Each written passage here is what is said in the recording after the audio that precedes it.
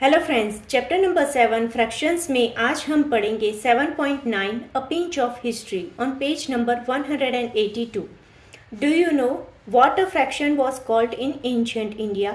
It was called भिन्न in Sanskrit, which means broken. It was also called भाग और अंश, meaning part और piece.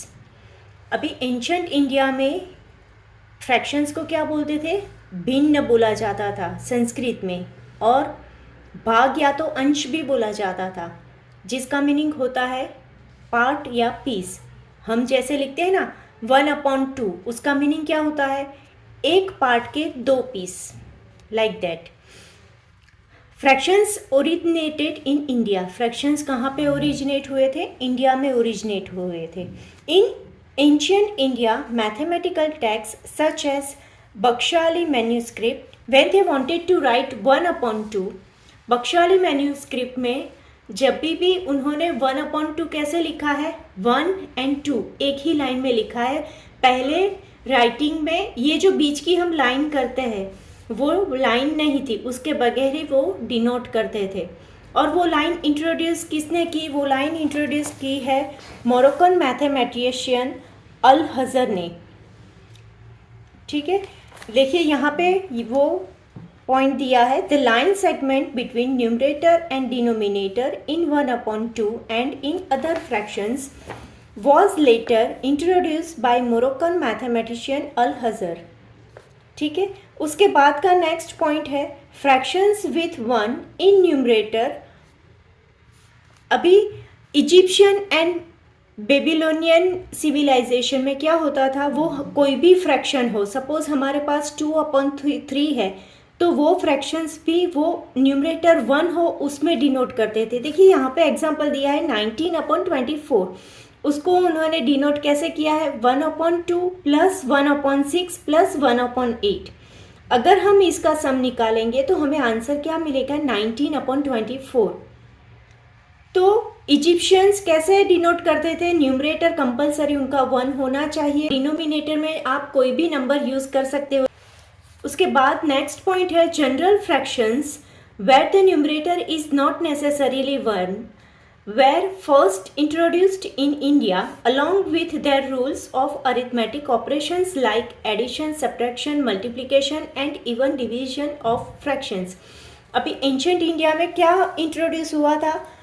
फ्रैक्शंस इंट्रोड्यूस हुआ था, वो भी अदर देन 1. यानी कि यहाँ पे देखिए एग्जांपल में 2/3 दिया है, तो इस टाइप के जो भी फ्रैक्शंस है वो इंडिया में यूज़ होते थे और उनके ऊपर अरिथमेटिक ऑपरेशंस भी होते थे. कैसे? Addition, subtraction, multiplication and division भी होते थे. उसके रूल्स हम आज भी यूज़ कर रहे हैं और वो इंट्रोड्यूस हमें किया था ब्रह्मगुप्तम ने. वो जो मेथड उन्होंने उस टाइम पे इंट्रोड्यूस की थी वही मेथड हम आज की डेट में भी यूज़ करते हैं two different type of arithmetic expressions. Now इसके बाद का नेक्स्ट टॉपिक है हमारा puzzle on page number 184. It is easy to add up fractional units to obtain the sum 1. If one uses the same fractional unit, example, अगर हमें same fractional unit use करना है to obtain the 1, तो कैसे करेंगे? तो देखिए यहाँ पे एग्जांपल दिया है 1/2 plus 1/2 equal to 1, 1/3 plus 1/3 plus 1/3 equal to 1. अगर हम ये सब का सम निकालें तो उसका आंसर मुझे क्या मिलेगा? 1 ही मिलेगा. वो हम आगे भी देख चुके हैं कि 1/2 को मैंने यहाँ पे कितनी टाइम्स प्लस किया है? 2 टाइम्स. यानी कि क्या होगा? 2 मल्टीप्लाई बाय 1/2. तो 2 को कट करके आंसर हमारा क्या आएगा? 1 ही आएगा. उसी तरह से 1/3 में भी वही फॉर्मूला यूज़ होगी. एंड 1/4 में भी क्या होगा? 4 मल्टीप्लाई बाय 1/4, क्योंकि हम 1/4 को 4 टाइम्स प्लस कर रहे हैं. उसे मल्टीप्लिकेशन में हम ऐसे लिखेंगे. ठीक है, उसके बाद का जो पॉइंट दिया है वो बहुत ही इंपॉर्टेंट है, समझने लायक है. तो यहाँ पे दिया it is not possible to add 2 different fractional units to get 1. अभी यहाँ पे बोला है कि 2 डिफरेंट फ्रैक्शनल यूनिट हमें लेके 1 क्रिएट करना है. यहाँ पे दिया है 1/2 प्लस 1/2 इक्वल टू 1. अभी आप सोचो कि यहाँ पे 2 डिफरेंट फ्रैक्शनल यूनिट मुझे लेने हैं. ये पूरा एक यूनिट है उसमें अगर मुझे 2 इक्वल पोर्शन वाले फ्रैक्शनल यूनिट लेने हैं तो ये 1/2 हुआ और 1/2 हुआ। इतना समझ में आया? तो ये दोनों फ्रैक्शनल यूनिट सेम है। अगर मुझे इससे कुछ अलग फ्रैक्शनल यूनिट चाहिए, ये तो मेरा एक फिक्स है, और मुझे इसमें अगर कुछ ऐड करके उसे 1 लाना है तो वो तो पॉसिबल ही नहीं है, क्योंकि अगर ये हाफ पोर्शन मैंने लिया तो मुझे नेक्स्ट अगर एक ही यूनिट में इसे एक्सप्रेस करना है तो वो 1/2 पोर्शन ही होगा। समझ में आया? वो 1/2 पोर्शन ही होगा। तो अगर मुझे 1 को 2 यूनिट में एक्सप्रेस करना है तो मुझे 2 सेम यूनिट ही लेने पड़ेगी। सो वही चीज़ यहाँ पे भी दी है। To get the different fractional units we would have to replace at least 1 of the 1/2। अगर मुझे डिफरेंट यूनिट चाहिए तो दोनों में से कोई भी एक 1/2 चेंज करना पड़ेगा। अगर मैं दोनों में से कोई भी एक 1/2 चेंज करती हूँ तो यहाँ की वैल्यू मुझे क्या करनी होगी? डाउन होगी मेरी। तो डाउन होने की वजह से मुझे उसका जो सम है वो मुझे 1 नहीं मिलेगा। इसकी वैल्यू मैं अप तो नहीं कर सकती हूँ क्योंकि वो 1 के फ्रैक्शन में है, तो वैल्यू अप तो जाएगी नहीं। जो भी वैल्यू मैं नेक्स्ट वैल्यू लूँगी वो ये जो 1/2 वैल्यू है उससे तो डाउन ही जाएगी। तो उसका मीनिंग क्या हुआ कि जो भी मेरा सम आएगा वो 1 नहीं होगा, उससे कम ही आएगा। तो वो सॉल्यूशन, उसका सॉल्यूशन लाने के लिए सपोज मैं 3 नंबर्स लूँ, 3 यूनिट वाला फ्रैक्शंस लूँ और उसमें बाकी के 2 डिजिट चेंज करूँ, तो yes it is possible to get 1, but 2 unit वाले में वो चीज़ पॉसिबल नहीं है। तो यहाँ पे हमें वही दिया है, we would have to replace at least 1 of the 1/2 with some smaller fractional unit, but then the sum would be less than 1। सम क्या होगा हमारा? 1 से कम होगा, क्योंकि सपोज यहाँ पे अगर आप फिगर में देखने चाहो, ये जो 1/2 पोर्शन है वो तो हमने एक ले लिया। अभी उसमें से अगर मुझे कम पोर्शन, अगर मैं कोई भी पोर्शन लूँ तो मुझे 1 से तो कम ही मिलेगा। ये लूँ, छोटा वाला लूँ या बड़ा वाला लूँ, आंसर मेरा फुल 1 नहीं आएगा। जितना पोर्शन ले रही हूँ वहाँ से वो कट हो जाएगा, यानी कि मुझे 1 से कम मिलेगा। Therefore, it is not possible for 2 different fraction units to add up to 1। 2 different fractional unit possible नहीं है, same possible है, different possible नहीं है। We can try to look instead for a way to write 1 as sum of 3 different fractional unit। अभी 2 possible नहीं है तो हम 3 पे ट्राई कर सकते हैं। तो इसके बाद हमें फर्स्ट दिया है, can you find 3 different fractional unit that add up to 1। क्या आप फाइंड कर सकते हो वैसे 3 डिफरेंट फ्रैक्शनल यूनिट कौन कौन से हैं? तो देखिए यहाँ पे अगर 3 डिफरेंट यूनिट, सेम यूनिट मुझे लेने के लिए बोले तो मेरे 3 सेम यूनिट कौन से होंगे? तो 1/3 प्लस 1/3 प्लस 1/3 इक्वल टू 1 होंगे। इतना समझ में आया? अभी हमें क्या करना है, ये जो 2 यूनिट है, ये 2 यूनिट मुझे चेंज करने हैं। 1/3 तो मैं ले सकती हूँ, एक यूनिट एज 1/3। तो अगर मुझे ये दोनों यूनिट चेंज करने हैं तो सपोज एक यूनिट मैंने कर दिया 1/2, तो मुझे थर्ड यूनिट फाइंड करना होगा इक्वल टू 1। और मेरे पास यहाँ पे आंसर भी है। अभी आप इसको फिगर में देखो, सपोज मेरे पास ये फिगर है, इसमें मैंने एक यूनिट एज 1/2 लिया और दूसरा यूनिट 1/3 लिया, यानी कि मेरी फिगर ऐसी हुई।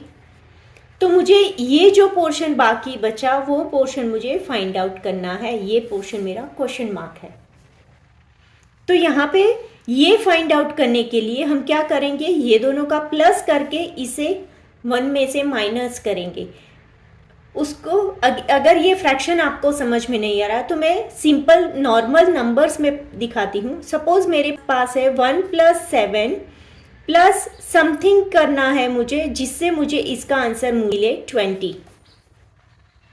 ठीक है, यहाँ पे 4 + 7 और यहाँ पे मैं क्या ऐड करूँ कि मुझे जिसका आंसर मिले 20।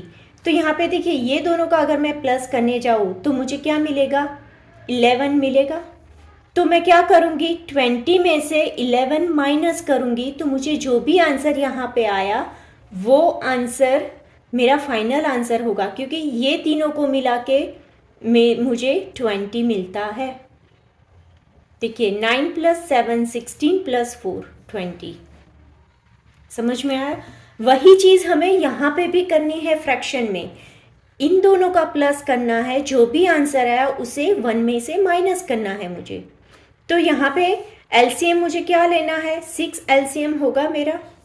तो क्या है 6 एलसीएम, यहाँ पे 6 लाने के लिए मैं क्या करूँगी, मल्टीप्लाई बाय 2।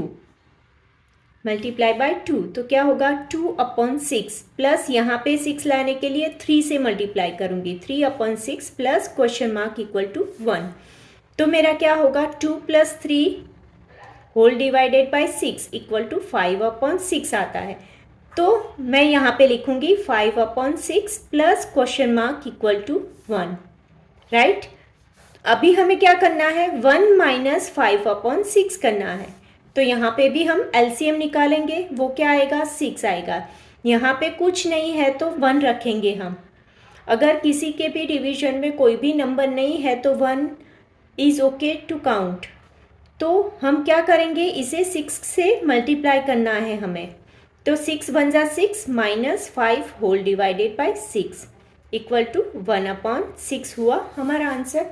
तो हमें यहाँ पे मिसिंग टर्म हमारी कौन सी है, मिसिंग टर्म है हमारी 1/6। अभी देखिए यहाँ पे अगर आप टैली करोगे तो 5 + 1 6, 6/6 क्या आया हमारा 1 ही हो जाएगा। यानी कि ये दो डिफरेंट टर्म्स हमारी कौन सी होगी, 1/3 प्लस 1/2 प्लस 1/6। ये 3 नंबर का अगर हम प्लस करेंगे तो हमें हमारा आ जाएगा 1। सेम वे हमें can you find the 4 different fractional units that add up to 1। Same चीज़ हमें यहाँ पे 4 फ्रैक्शनल यूनिट्स में करनी है। तो देखिए 4 फ्रैक्शनल यूनिट लाने के लिए मुझे क्या करना होता है, नॉर्मली 1/4 प्लस 1/4 प्लस 1/4 प्लस 1/4 करना रहता है, तभी मुझे क्या मिलता है 1 मिलता है। सपोज ये एक टर्म एज इट इज़ रहने दे और ये बाकी की 3 टर्म्स हमें चेंज करनी है, ठीक है।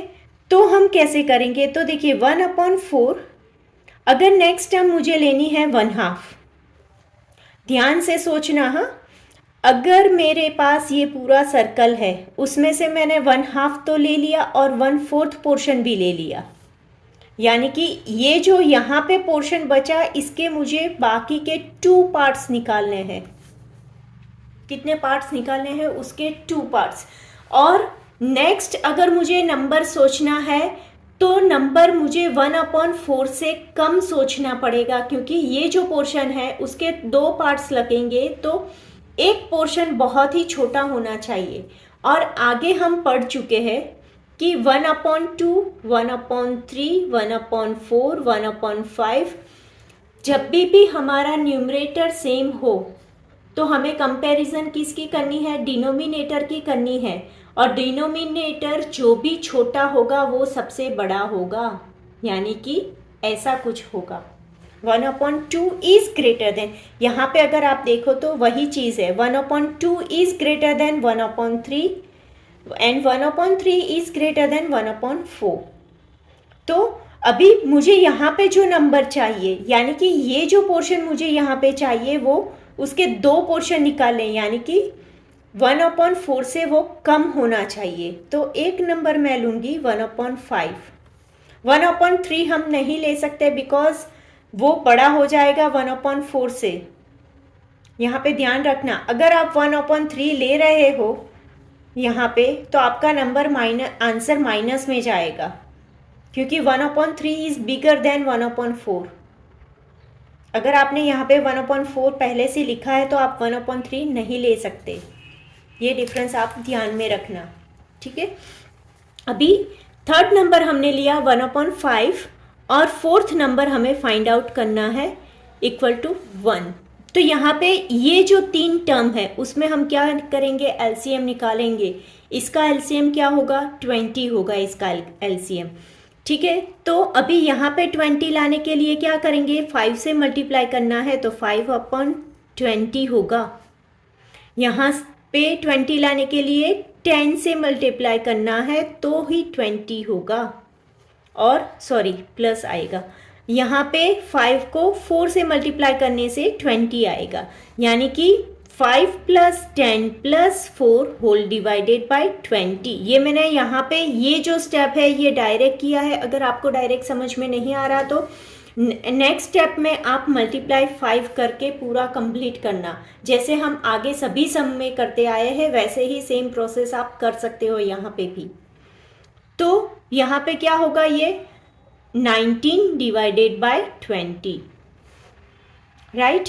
अभी ये इसका सम क्या आया, 19 divided by 20 plus question mark equal to 1। तो अब हम नेक्स्ट स्टेप क्या करेंगे ये फाइंड आउट करने के लिए, 1 - 19/20। तो एलसीएम हमारा क्या निकलेगा, 20 एलसीएम निकलेगा। यहाँ पे 20 नहीं है तो ये टर्म को हम 20 से मल्टीप्लाई करेंगे तो क्या आएगा, 20 - 19 whole divided by 20 equal to 1/20। तो हमारा यहाँ जो मिसिंग टर्म है वो मिसिंग टर्म क्या आई हमारी, 1/20। तो देखिए फुल टर्म क्या होगी हमारी, 4 डिफरेंट नंबर क्या हो गए, 1/4 प्लस 1/2 प्लस 1/5 प्लस 1/20। अगर हम ये सब का प्लस करें तो मुझे आंसर क्या मिलेगा, 1 मिलेगा। अगर आप टैली करना चाहो तो एलसीएम लेके आप टैली कर लो, यही आंसर आएगा। यहाँ पे हमारा ये चैप्टर ख़त्म होता है। अगर आपको कोई भी क्वेरी हो तो आप कमेंट में पूछ लेना, और मेरे चैनल को लाइक शेयर एंड सब्सक्राइब ज़रूर से करना। Thank you.